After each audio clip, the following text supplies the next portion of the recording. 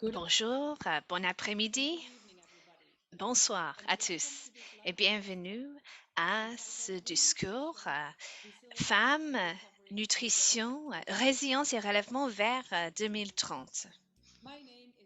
Je m'appelle Marty Van Leer et je travaille avec l'organisation de cet événement, Micronutrient Forum et Healthy Mothers, Healthy Babies, consortium. Cette plateforme réunit des parties prenantes du monde entier pour des actions collectives d'amélioration de la nutrition pour les femmes. Nous reconnaissons le rôle de l'OMS et également le soutien d'Insight Live, de leur soutien pour l'organisation. Cette session est, est pour discuter une contradiction importante au monde entier. Les femmes sont vraiment responsables de soigner leur famille, les communautés, mais qui peut prendre en charge les femmes? Pendant cette session, nous allons donc nous focaliser sur des engagements pour améliorer la résilience des femmes et également pour améliorer l'état nutritionnel des femmes pour qu'elles puissent vraiment bien faire le rôle si crucial. Nous ne pouvons pas perdre cette occasion pour bien construire un meilleur avenir. Nous allons entendre 7 intervenants lors de cette session. Si vous avez des questions, n'hésitez pas à les poser dans la boîte questions-réponses et nous allons essayer de trouver du temps à la fin de notre session pour répondre à ces questions. Nous allons également vous demander des questions dans cette boîte chat, donc la fonction chat de Zoom. N'hésitez pas à répondre à ces questions et à lancer des conversations. Je vais également vous expliquer quelques points pratiques. Nous avons la traduction simultanée aujourd'hui en français et en espagnol. Veuillez choisir votre langue en cliquant sur la petite globe en bas de votre écran. Nous avons mis des instructions également dans la boîte chat. Nous allons enregistrer également cette session dans les 3 langues et nous allons passer le lien dans notre canal YouTube. Avant de passer aux intervenants, j'aimerais savoir qui est parmi nous aujourd'hui. Donc, je vais lancer un sondage Zoom avec 2 questions pour que nous puissions savoir quelles sont les organisations présentes aujourd'hui, les secteurs représentés. Donc, s'il vous plaît, si vous pouvez répondre à ce sondage, je vais vous donner un peu de temps. Donc, il y a 2 questions normalement.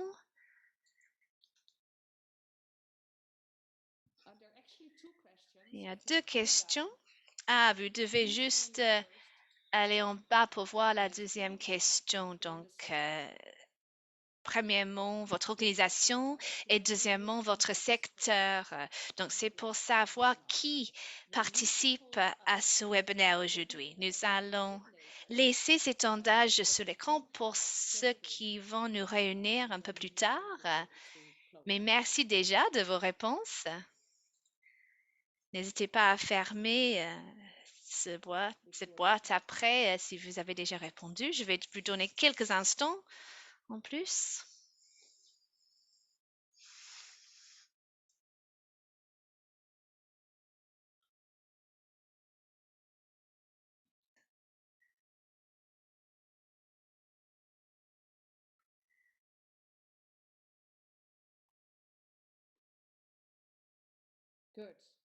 Très bien.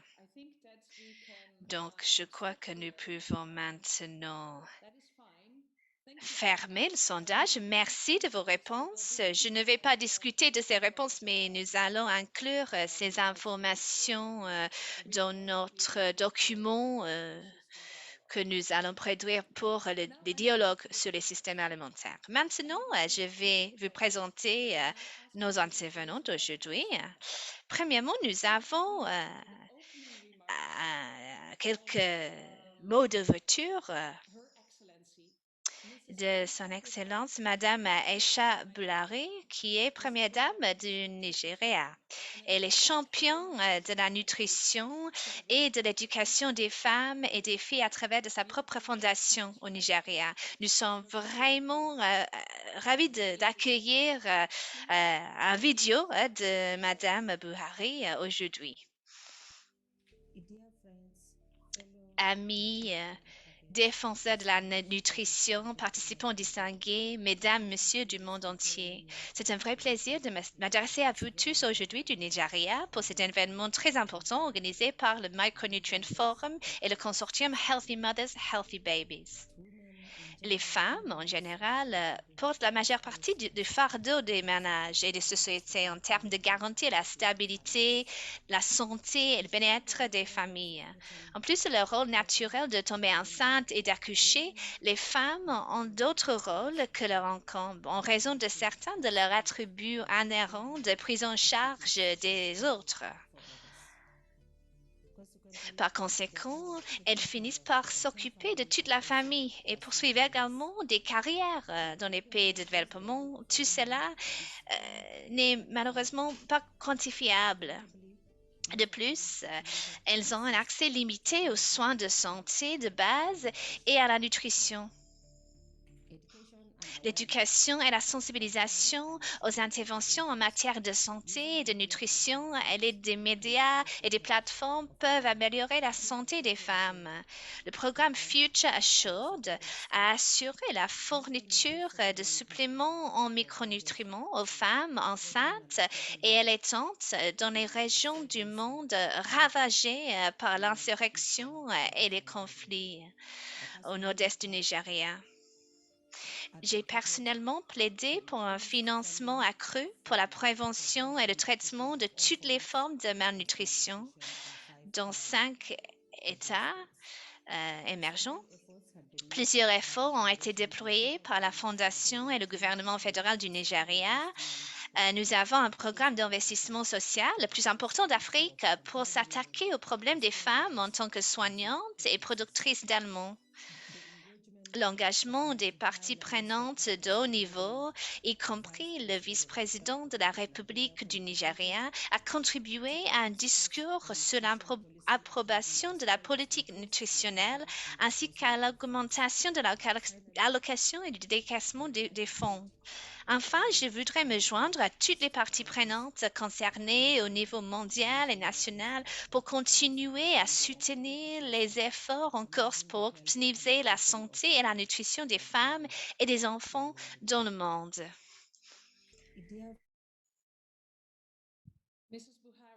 Merci, Madame Buhari, de ce message d'ouverture qui nous donne vraiment un cadre clé en parlant des multiples rôles des femmes et des défis en ce qui concerne la santé et la nutrition.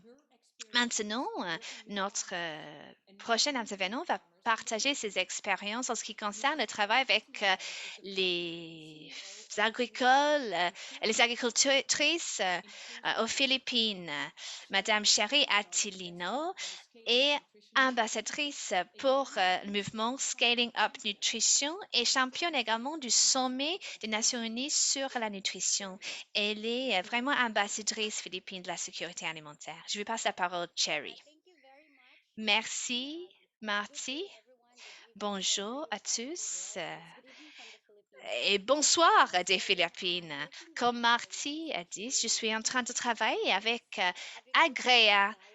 C'est agriculture et la terre, la mère terre. Nous sommes entreprise, mais entreprise qui est fondée sur les idées de vraiment renforcer la dignité de toutes nos parties prenantes, surtout les femmes qui travaillent dans le secteur de l'agriculture.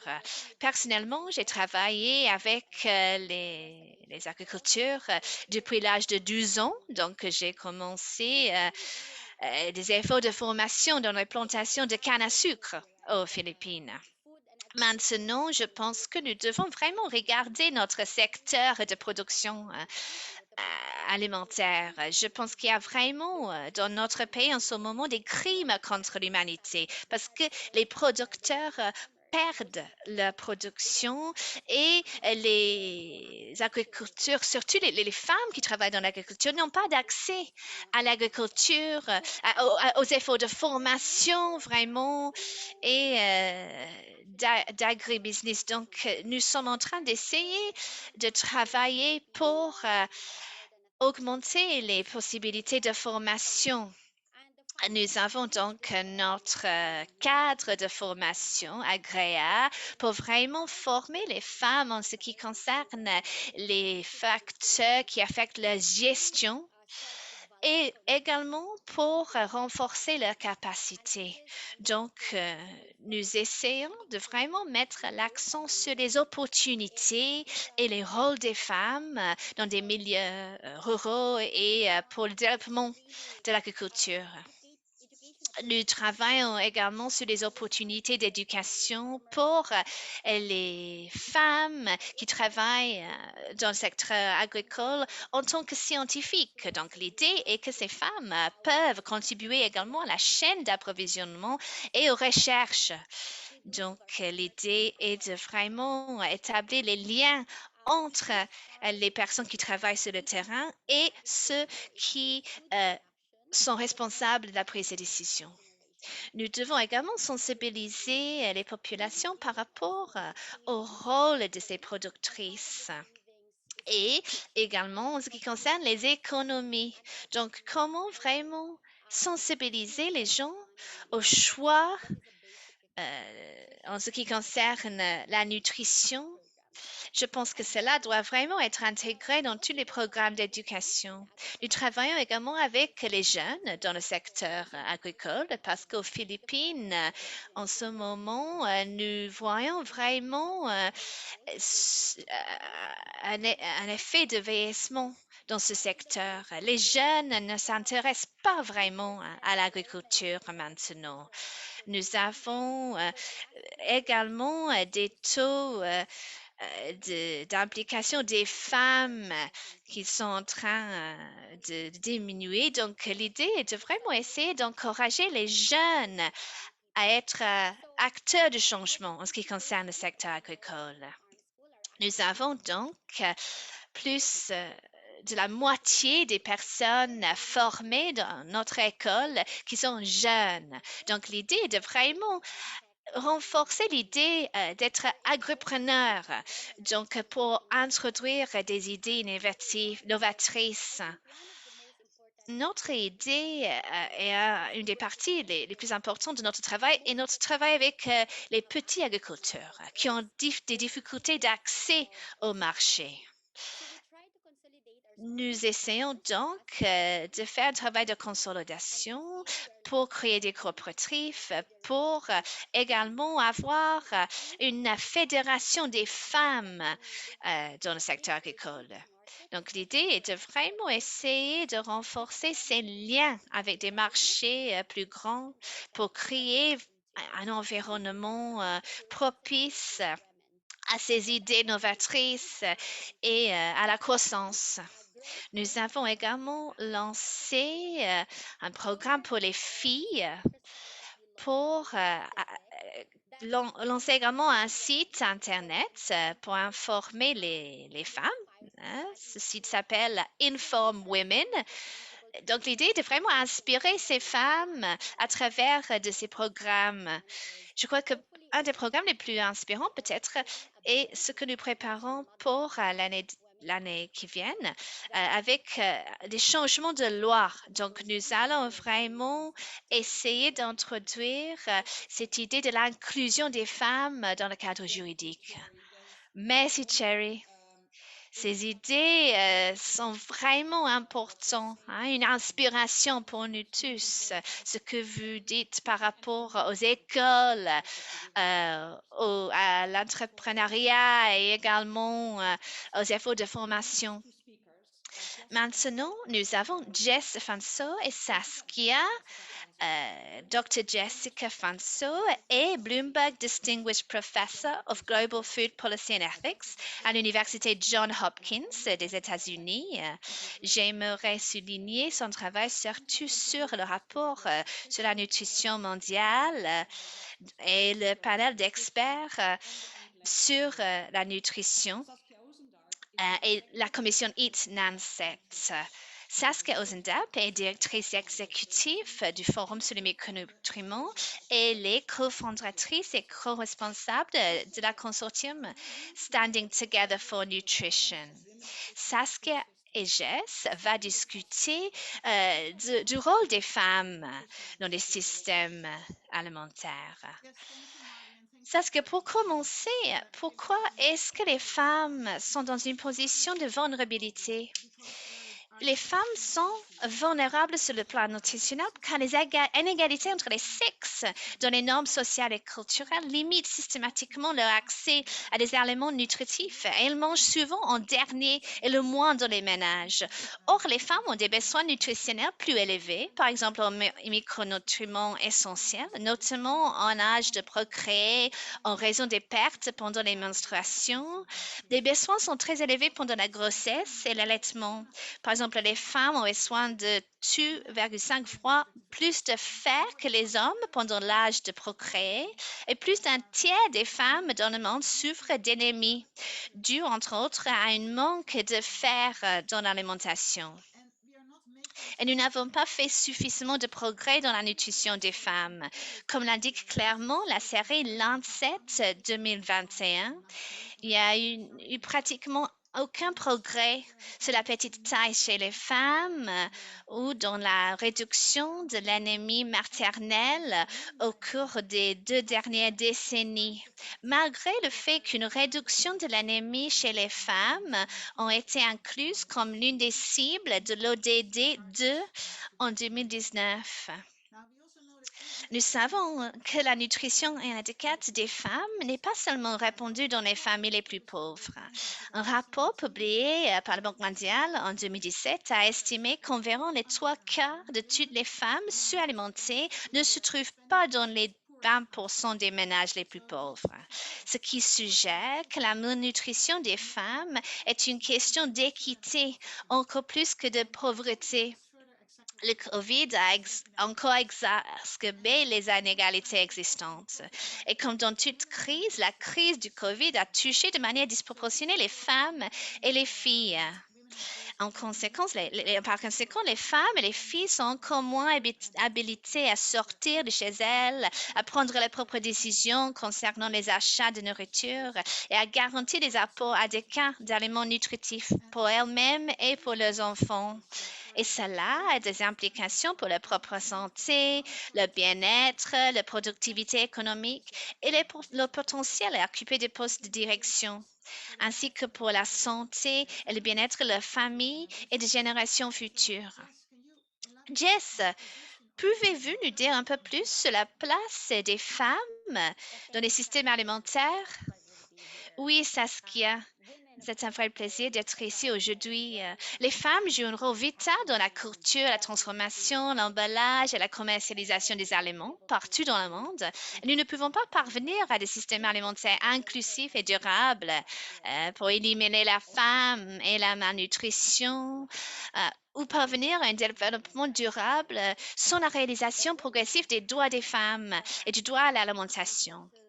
Pourtant, les femmes ont moins accès aux ressources productives, aux intrants agricoles, à la formation, aux finances, aux services, au marché, à la protection sociale, à la formation sur le savoir-faire et les opportunités technologiques et entrepreneuriales que les hommes et gagnent considérablement moins. Certaines femmes subissent des violences domestiques au quotidien également. Pour de nombreuses femmes qui travaillent dans les systèmes alimentaires, il existe des asymétries de pouvoir massives. Donc, cela est renforcé par les lois, les normes culturelles et les traditions. Donc, nous devons vraiment regarder ces asymétries de pouvoir. L'idée que c'est comme ça n'est plus acceptable. En outre, de nombreuses femmes rurales sont les principales gardiennes de leur foyer, ce qui signifie qu'elles sont confrontées à des lourdes charges de travail physique qui compromettent leur capacité de production et le bien-être en général. Donc, ces structures ne sont pas justes pour les femmes et peut également affecter les économies, les pays en général. Il faut vraiment que les femmes puissent réaliser leur plein potentiel pour construire des systèmes alimentaires productifs et pour le développement des pays en général. Saskia, en parlant des systèmes alimentaires, comment est-ce que les femmes vont être présentes dans ces prochaines réunions mondiales comme l'UNFSS et la Nutrition pour Growth? Comment ne pas seulement nous concentrer sur le système alimentaire, mais inclure d'autres systèmes comme la santé, l'éducation, etc.? And you're correct, right? There is we cannot do this through one system, and people don't live in systems, and we really need integrated solutions across food systems, health systems. You mentioned education systems, and that's needed to address women nutrition, because food systems obviously need to ensure the availability and the access to nutritious foods, and that those are foods such as animal source foods or fruits and vegetables that are rich in micronutrients. And this needs to be complemented with interventions such as industrial fortification of staple foods, edible oils, and salt. And on the other hand, when women enter pregnancy, they need to have access to adequate antenatal care that can ensure that they are receiving the critical maternal nutrition interventions, such as multiple micronutrient supplementation or MMS, which is known to improve their iron status and is known to improve other pregnancy outcomes, such as low birth weight. And because anemia, as the key indicator of poor women nutrition, is a complex health problem with multiple causes, there's multiple interventions required. So interventions that ensure adequate nutrient intakes really need to be then combined. Et nous devons vraiment tout doit être combiné avec les autres aspects nutritifs et être en mesure de lutter contre différentes maladies, y compris d'autres maladies infectieuses, comme par exemple la malaria. Et donc la nourriture, la nutrition des femmes les plus pauvres doit vraiment être un vrai problème. Et pour le prochain sommet sur les systèmes alimentaires des Nations Unies et une alliance contre l'anémie doit vraiment être une proposition qui doit tout changer et doit vraiment faire l'objet de recherches. Et nous devons vraiment relier également cela avec des questions de responsabilisation et de prise de pouvoir par les femmes et de leadership des femmes. Et donc mettre un lien réel entre l'alliance contre l'anémie, la responsabilisation des femmes et d'autres problèmes liés à la situation actuelle. Et donc cette proposition d'une alliance contre l'anémie, bien sûr, ne va pas simplement être limitée au sommet sur les systèmes alimentaires, mais de vraiment s'étendre et rajouter également des engagements faits dans le cadre de le N4G, la nourriture pour la croissance, qui doit être prévue de se tenir à Tokyo, au Japon. Donc, nous avons également ce consortium HMHB, Femmes, Mères Saines, Enfants Sains, a également développé un guide avec des engagements, un pour le N4G et un autre pour le sommet des Nations Unies sur les systèmes alimentaires, avec des engagements et des exemples, par exemple, sur la nutrition des mères, et également avoir un guide N4G, nourriture pour la croissance, qui est disponible en anglais, également en espagnol et en français, qui va être en train d'être finalisé, qui devrait être disponible juste après ce séminaire. Et pour conclure cette discussion, Jess, est-ce que vous pouvez nous expliquer pourquoi la nutrition des femmes est tellement essentielle pour donner du pouvoir aux femmes? Oui, en fait, c'est vraiment toute une question vraiment de donner du pouvoir, de leur donner, de donner du pouvoir aux femmes et de leur permettre d'agir, d'être actives et d'être en mesure de prendre des décisions dans leurs relations, dans l'accès aux ressources et dans être en mesure de prendre des décisions sur la santé des familles et avoir vraiment un impact pour améliorer la nutrition pour elles-mêmes et pour leurs enfants. Et il y a de nombreuses évidences qui semblent montrer que de donner du pouvoir aux femmes, que des mères qui ont plus de pouvoir sont en mesure de prendre les bonnes décisions. Mais malheureusement, la nutrition des femmes est souvent éclipsée par la nutrition des mères. Parce que, comme nous le voyons, tout cela a un impact sur le développement cognitif, sur le développement de manière générale, personnel des femmes. Et nous voyons que lorsqu'ils ont des meilleures grossesses plus saines et une meilleure santé tout au long de leur vie, nous voyons une réelle amélioration. Et donc la nutrition des femmes devrait être importante, pas simplement pour des questions maternelles, mais que même si elle ne veut pas avoir d'enfant, elle est toujours importante, elle peut être toujours une citoyenne productive dans le monde. Nous devrions vraiment poser plus d'importance et plus d'attention sur la vie de ces femmes, indépendamment du fait qu'elles veuillent un enfant ou pas, parce qu'elles sont importantes et qu'elles sont importantes à tout moment de leur vie.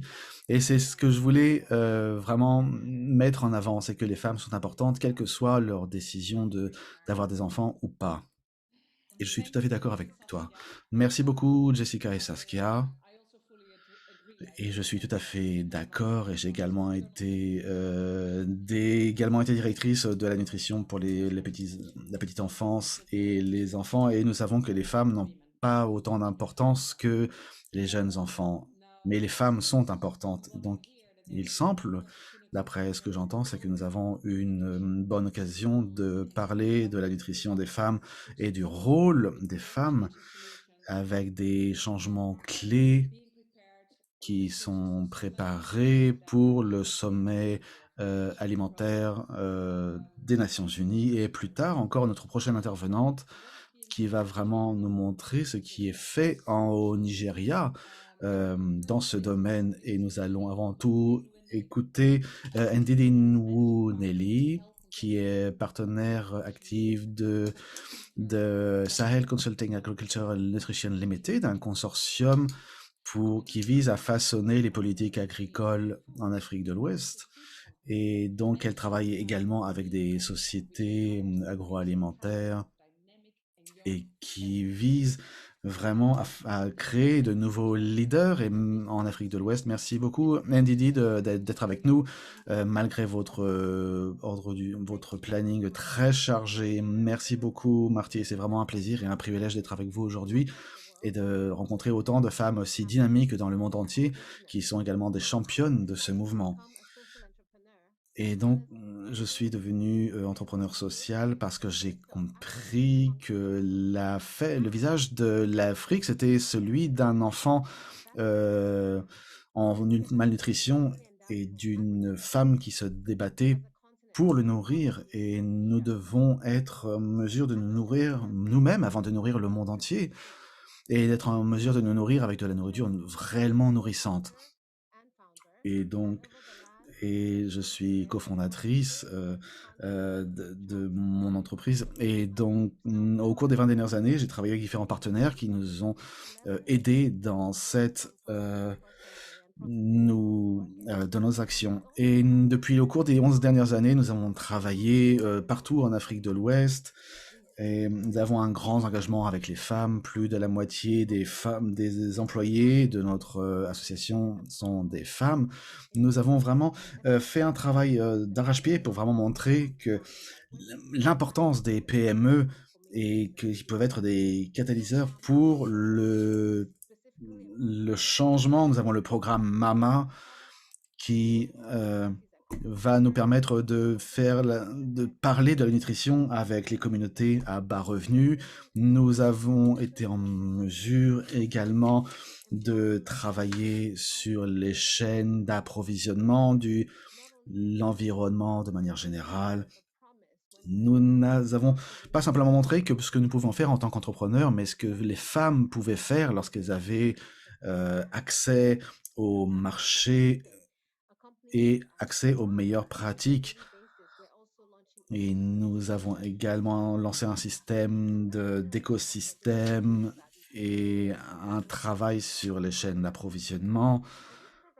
Et ce programme a été financé par la Gates Foundation et qui est en partenariat avec les PME et en particulier les femmes qui produisent du lait. Et ces femmes reçoivent un paiement et en même temps, nous les formons pour qu'elles apprennent les techniques de production et nous faisons également la promotion de l'inclusion sociale. Mais nous travaillons également sur des questions d'éducation euh, nutritionnelle et et nous essayons de les faire avancer sur la voie de la responsabilisation et de la participation active. Et nous avons lancé un nouveau programme l'année dernière, mené par deux femmes extrêmement talentueuses et qui vise à former les gens à recevoir des connaissances sur le financement et comment rechercher des financements. Et nous nous concentrons davantage sur les entrepreneurs femmes, en particulier celles qui travaillent dans le milieu agroalimentaire au Nigeria. Donc nous voyons tout ce fantastique potentiel qu'il y a chez les femmes dans notre région et être en mesure nous devons créer des modèles. Mais tout n'est pas rose, il y a de nombreuses luttes encore à mener. Un rapport récent de la Banque mondiale a montré que les productrices agricoles femmes gagnaient 30% de moins que les hommes. De la même manière, hommes font 60% de revenus en plus que les productrices femmes, et je pense que c'est tout à fait inacceptable. Je ne comprends pas qu'au XXIe siècle, nous en soyons encore à cette situation. Et nous avons des étapes, des pas que nous devons franchir tous ensemble et nous devons nous assurer que nous ayons des politiques qui peuvent vraiment nous donner du pouvoir, des politiques qui visent à l'inclusion. Et je ne parle pas forcément des quotas, mais j'insiste vraiment que 60% des fonds qui sont disponibles arrivent aux femmes, ce qui n'est pas le cas actuellement, ce qui est beaucoup plus bas. Nous devons faire en sorte comprendre qu'il doit y avoir des avantages et des pas supplémentaires en avant.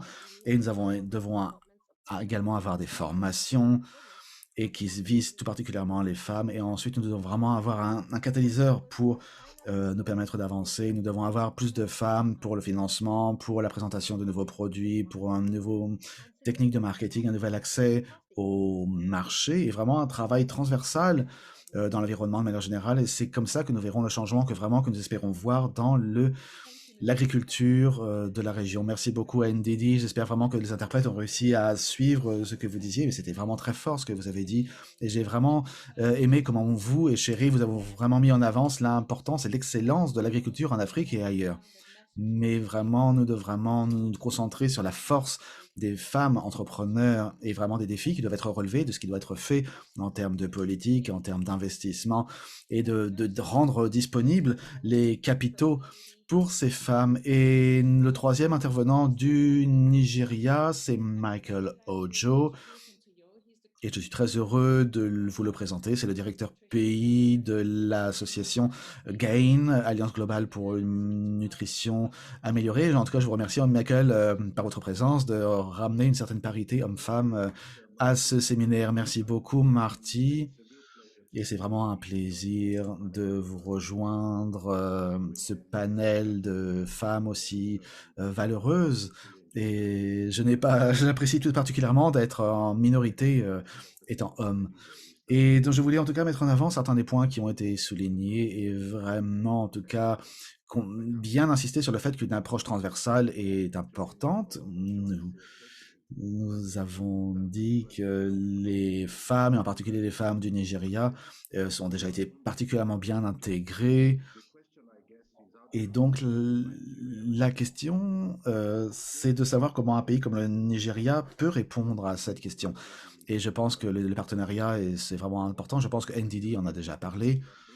Nous devons vraiment avoir des politiques qui réunissent les parties prenantes principales à ce problème. Nous devons vraiment avoir un impact sur la nutrition en demandant l'aide de la société civile et je considère cela comme crucial. Et après de nombreuses années avoir travaillé avec le Conseil national de la nutrition, et nous avons également un plan pluriannuel qui a été qui a reçu la participation du ministère de la Planification, et donc ça nous permet d'avancer. Vraiment, nous devons vraiment saluer les efforts de l'État nigérian, mais nous devons encore renforcer nos efforts. Nous avons un plan multisectoriel pour les actions doit se concentrer sur des femmes en âge de se reproduire et sur les enfants et également les enfants. Mais nous voyons que ce n'est pas simplement des filles et des filles qui vont devenir des mères dans quelques années. Il s'agit que nous ne devons pas nous concentrer simplement sur les filles et les mères parce qu'elles sont mères, mais sur les femmes de manière générale. Donc nous ne devons pas forcément... Nous devons aller au-delà de cette vision de la femme en âge de se reproduire. Et le deuxième point que je voudrais euh, mentionner, c'est que nous devons vraiment nous concentrer sur la qualité et les performances des politiques, les, les systèmes alimentaires et sanitaires basés sur la nutrition sont d'une importance cruciale pour les femmes. Et il est important de faire en sorte que les femmes aient accès à la nutrition. Et c'est vraiment un des points importants pour contrôler la malnutrition en Nigeria. Et nous devons être en mesure de leur fournir les matières premières, par exemple de la farine, la semoule, du sucre. Et c'est également important de voir les autres opportunités et également réfléchir à l'importation et l'exportation de certaines autres denrées principales, comme par exemple le riz. Actuellement, le plan d'action avance. Nous essayons de travailler sur la nourriture enrichie. Nous avons mené une enquête avec Gain, mais nous avons découvert que qu'une bonne partie des biens ont déjà été enrichis, et malheureusement une grande partie reste encore non enrichie, et cela a donc un impact sur les femmes de manière générale. Ici, nous avons besoin d'une vigilance continue pour vraiment faire avancer ce plan d'action. Et je peux peut-être dire quelque chose sur le rôle des femmes sur la nutrition, comment cela a un impact sur l'accès à la nourriture, et également le besoin, la demande pour avoir cette nourriture réellement nourrissante. Et nous devons vraiment demander au secteur privé, aux entreprises, de rester en contact avec l'État pour vraiment de faire leurs demandes et que l'État soit en mesure de répondre aux besoins de ces entreprises. Donc, Gain a réussi à recevoir des données grâce à un sondage auprès des petites et moyennes entreprises et également des entreprises agroalimentaires. Et au moment où elles se débattent avec les conséquences de la pandémie du Covid-19, dont nous voyons que de nombreuses femmes ont des entreprises, mais d'autres n'en ont pas. Et certaines de ces entrepreneurs produisent des fruits et des légumes, et d'autres les transforment. Et nous voyons que la sécurité des légumes et des fruits est vraiment un élément fondamental pour assurer une bonne nourriture, une nourriture saine et sûre. Et donc, c'est vraiment important de tenir compte de ce facteur pour évaluer les conséquences des politiques. Et donc, c'est la réponse pour laquelle nous devons avoir des données vraiment séparées et bien définies, bien distinctes pour analyser mieux les choses. I think it's very good to remind us that also.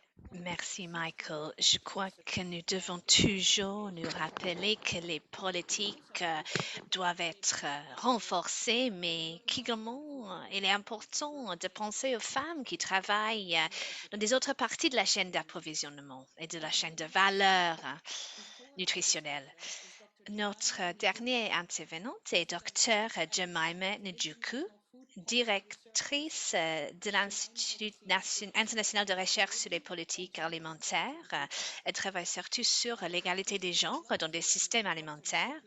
L'année dernière, elle a été nommée custodian for Gender Equality and Empowerment pour le sommet des Nations Unies sur les systèmes alimentaires. Donc, Jemima, vous pouvez peut-être réunir un peu ces perspectives et nous expliquer un peu les préparations pour le sommet. Merci, Marty. Je suis vraiment passionnée par ce panel d'aujourd'hui en tant que championne de la légalité du genre à travers des préparations et des processus pour le sommet. Nous avons un triple mandat. Premièrement, pour vraiment mobiliser la voix des femmes autour du monde, pour être sûr que la voix va être entendue lors du sommet et dans les processus de préparation. Donc, l'idée est de vraiment savoir quels sont leurs besoins et leurs priorités pour créer un système alimentaire qui marche pour elles. Le deuxième aspect est notre travail avec toutes les parties prenantes pour être sûr que ce que nous appelons les solutions qui changent la donne, les idées novatrices qui vont être introduites ou présentées lors de ce sommet, ont un composant genre. Donc, nous devons toujours penser à l'impact sur les femmes, sur les filles, sur les groupes des peuples autochtones, donc les personnes les plus vulnérables. Donc l'idée est de vraiment essayer d'introduire des solutions pour faire face aux inégalités. Déjà présentés par d'autres intervenants aujourd'hui. Donc, nous avons des principes directrices en ce qui concerne ces questions et nous avons déjà discuté de ces idées. Premièrement, nous avons l'idée de la responsabilisation des femmes, la voix des femmes pour avoir vraiment un rôle de leader dans ces systèmes alimentaires. Jessica a déjà parlé du nombre des femmes qui sont actifs dans les secteurs de préparation, les secteurs agricoles, mais les femmes sont vraiment sous-représentées en ce qui concerne la prise de décision, les politiques, la science, même dans le leadership des organisations pour le secteur nutritionnel. Donc, Ndidi est un vrai exemple de ce genre de leadership que nous devons encourager. Donc, nous avons une proposition à présenter aux organisations, au gouvernement et aux autres parties prenantes en ce qui concerne ce leadership des femmes.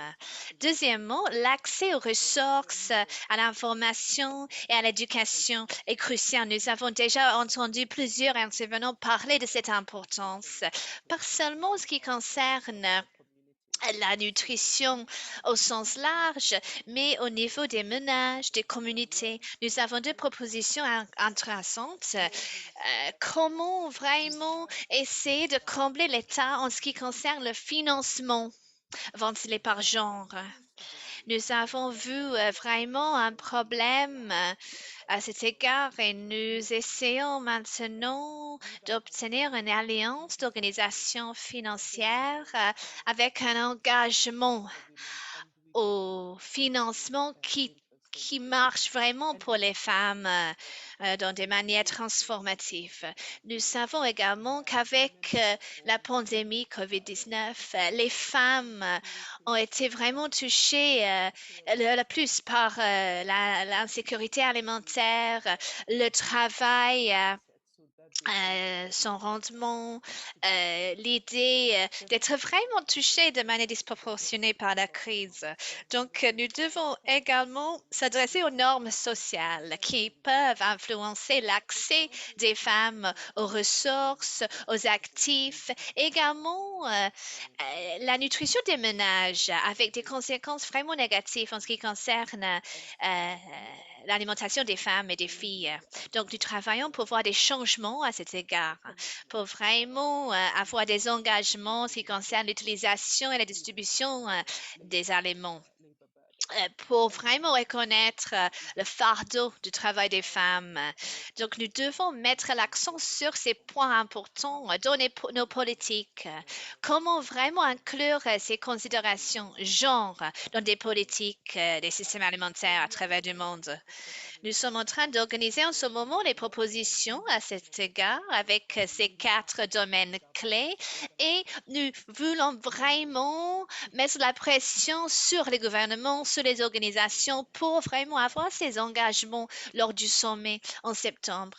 Merci, Marty. Merci, Jemima. C'est vraiment encourageant d'entendre que ces idées vont être vraiment discutées et incluses lors de la préparation du sommet.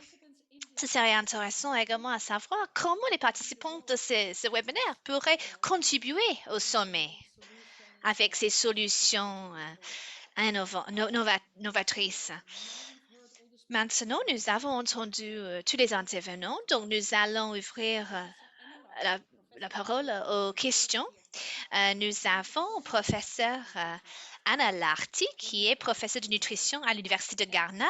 Elle va être animatrice pour cette session de questions et réponses. Donc, Anna, je vous passe la parole et je vous demande aux panélistes également d'allumer la caméra, la vidéo. Merci Marty de cette introduction. Nous avons vraiment entendu des mots très puissants aujourd'hui. Je ne vais pas vraiment faire une grande synthèse maintenant, mais j'ai juste quelques points que j'aimerais souligner. Premièrement, le fait que le travail des femmes n'est pas quantifiable. Donc, l'idée de lister ce que les femmes font ne marche pas. L'impact est si énorme que nous devons vraiment souligner leur contribution. Donc, ma première question, en ce qui concerne tous ces problèmes que nous avons discutés aujourd'hui, nous savons bien que même aujourd'hui, en 2021, nous sommes en train de lutter pour une reconnaissance des femmes, pour les voix des femmes. Pourquoi est-ce que cela a pris si longtemps?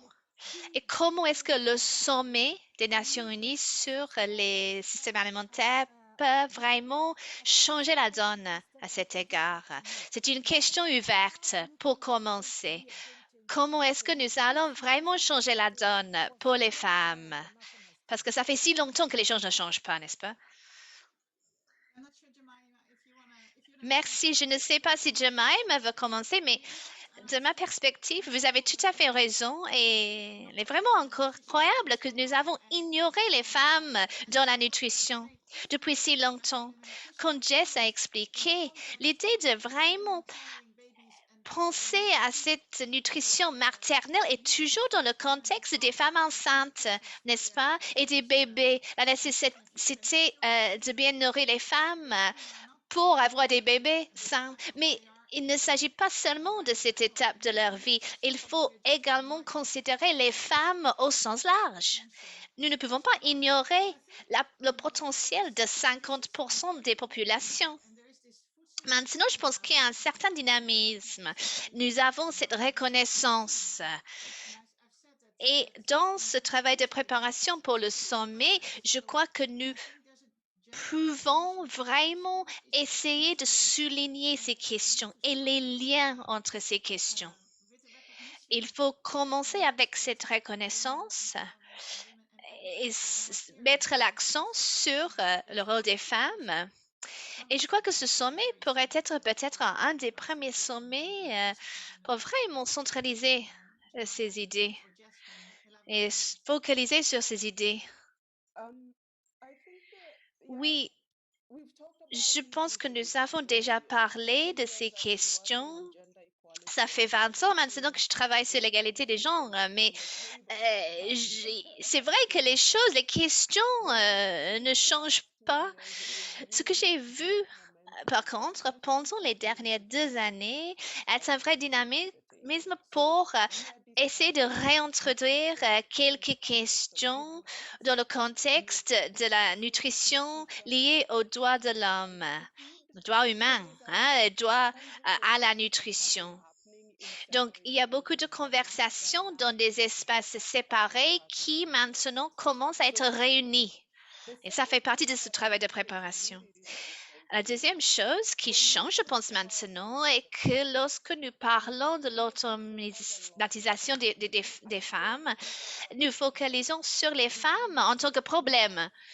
Nous essayons de vraiment former les femmes, même si nos mères ont des années, ou nos grands-mères ont des années d'expérience de la production des aliments nutritifs. Nous pensons que nous devons faire des efforts plutôt de formation des femmes parce que les femmes représentent un problème. Le problème, je crois, est plutôt lié au système. Donc, ce que change maintenant et qui me donne de l'espoir est que nous essayons de changer un peu notre focus. Donc, notre focus plutôt sur les systèmes qui vont créer une opportunité d'avoir des aliments nutritifs pour tous. Comment changer le système de financement, par exemple? Donc, l'idée n'est pas d'essayer de continuer de former les femmes. Oui, nous pouvons faire ces efforts, mais les institutions financières doivent également être formées à ces aspects si importants pour changer la donne, pour vraiment faire du progrès. Donc, voilà quelque chose qui me donne un peu d'espoir maintenant en ce qui concerne le progrès actuel. Merci de ces interventions intéressantes. Jamal, mais je crois que cela nous donne de l'espoir. Ces solutions novatrices qui vont changer la donne. Nous espérons vraiment que ce sommet va changer les choses pour les femmes du monde entier. Je vois qu'il y a des questions qui arrivent du chat. J'ai une question en ce qui concerne le rôle des femmes pour créer des systèmes alimentaires plus résilients et plus durables. Ndidi, c'est peut-être pour vous? Merci. C'est une excellente question et cela peut aussi être lié à la question précédente en ce qui concerne les politiques. Ça commence avec les politiques, mais cela est lié également aux besoins urgents de vraiment mettre à jour notre système d'éducation, de formation. Comme chérie, je travaille beaucoup avec des jeunes et je vois que les questions de durabilité sont exclues des discussions, dans l'éducation primaire, secondaire. Donc, la plupart des jeunes ne sont pas vraiment conscients de leur contribution et de leur accès à la durabilité, au mouvement climatique, etc. Il y a vraiment un manque d'action à cet égard. Donc, nous devons renforcer la considération de ces aspects dans les curriculums. Nous devons également être sûrs que les femmes vont être incluses lors de la prise des décisions. Surtout en ce qui concerne les gouvernements, la société civile et le secteur privé. Comment essayer de vraiment inclure les femmes? Les femmes doivent être représentées. Juste pour faire le lien avec la question précédente, nous ne pouvons pas continuer avec la situation actuelle. Nous voulons vraiment changer la donne et changer également notre focus. Pour moi, le changement vraiment fondamental est lié à la politique. je parle que nous sommes en, en train d'essayer de faire entendre nos voix en tant que championnes, mais nous devons vraiment changer les systèmes de financement. Il y a des divisions qui ne veulent pas inclure les femmes et nous devons vraiment essayer de changer cette situation et de mettre l'accent sur les comportements néfastes. Jessica, est-ce que vous avez des points à ajouter en ce qui concerne l'inclusion des femmes dans la création des systèmes plus résilients et plus durables? Oui, les commentaires de Ndidi reflètent vraiment cette idée de repenser les conseils et les corps de prise de décision. Ndidi a déjà expliqué que nous pouvons parler et former les jeunes qui sont déjà impliqués dans les systèmes alimentaires. Et je pense que cela peut commencer, peut être un point de départ. Je crois que les femmes des générations futures vont être plus prêtes à être entrepreneurs. Je vois qu'il y a des personnes ici présentes aujourd'hui dans notre panel qui représentent vraiment cette capacité. Donc, vous pouvez être un modèle. Nous avons vraiment des femmes entrepreneurs ici qui, peut-être il y a 20 années, nous n'auraient pas vu. Hein. Même ces espaces étaient vraiment dominés par des agronomistes hommes. Et cela change. Donc, voilà un bon exemple d'un point de départ pour notre dialogue. Les femmes comme Ndidi, Sherry, Jemima peuvent vraiment montrer la bonne voie. Merci. Je vois une question maintenant pour Cherry. Cherry, je ne sais pas si vous voulez également commentaire sur la question, faire un commentaire sur la question précédente. L'éducation a eu un impact néfaste sur les choix des femmes d'être impliquées dans le secteur de l'agriculture. Donc, comment est-ce que nous pouvons changer cette situation? Les idées reçues peut-être par rapport au rôle des femmes dans l'agriculture. C'est une excellente question. J'aimerais également penser un peu par rapport à l'idée de la formation. Quand nous avons commencé notre école, il y avait vraiment un taux de participation des femmes très bas. Donc, l'idée était de vraiment essayer d'encourager et d'intéresser les femmes avec des technologies également qui sont sensibles au genre. Donc, il y a quelques équipements dans le passé qui étaient vraiment difficiles à manipuler par les femmes.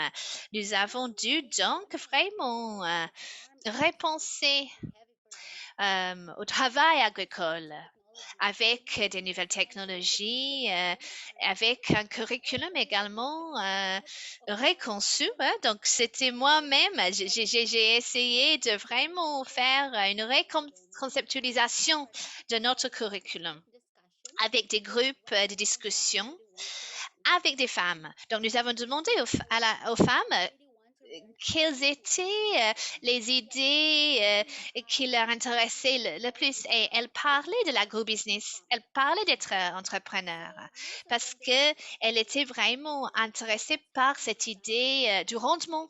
Donc, nous avons essayé de vraiment conceptualiser notre curriculum autour de ces idées, de ces besoins.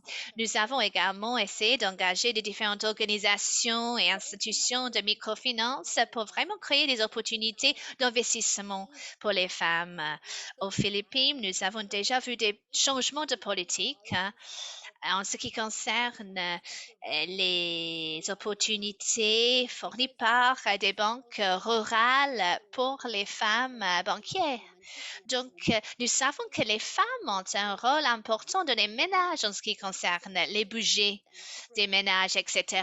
Mais dans le monde hors du ménage, la situation est bien différente. Dernièrement, nous avons travaillé également avec des gouvernements et des autorités locales pour essayer de vraiment mettre l'accent sur le développement et l'intentionnalité en ce qui concerne les budgets liés à la nutrition du ménage et aux efforts des ménages pour créer de la nourriture. Michael, j'ai maintenant une question pour vous. Nous avons maintenant parlé des différentes questions, mais cela n'est pas seulement une lutte pour les femmes, mais pour l'humanité au sens large. Donc, je crois que nous avons parlé du fait que un chauve-souris ne peut pas voler avec un seul œil. Donc, comment est-ce que nous pouvons vraiment négliger 50% de la population adulte? Comment réunir donc les femmes et les hommes pour travailler ensemble pour changer la donne, pour la nutrition des femmes, pour le rôle des femmes dans la prise de décision? Merci. Et je sais que votre attention n'est pas de parler au nom de tous les hommes, mais je pense qu'il y a de nombreux points très intéressants ont été soulevés. Une des choses qui me semble importante et que nous devons comprendre davantage, et encore plus au sujet des défis que doivent relever les femmes, et de être mieux définir et être beaucoup plus clair dans nos définitions. Et à mi-chemin de cette décade, de cette décennie sur l'action pour la nutrition, nous voyons que de nombreuses choses se passent dans les dialogues pour les sommets alimentaires, en particulier au Nigeria.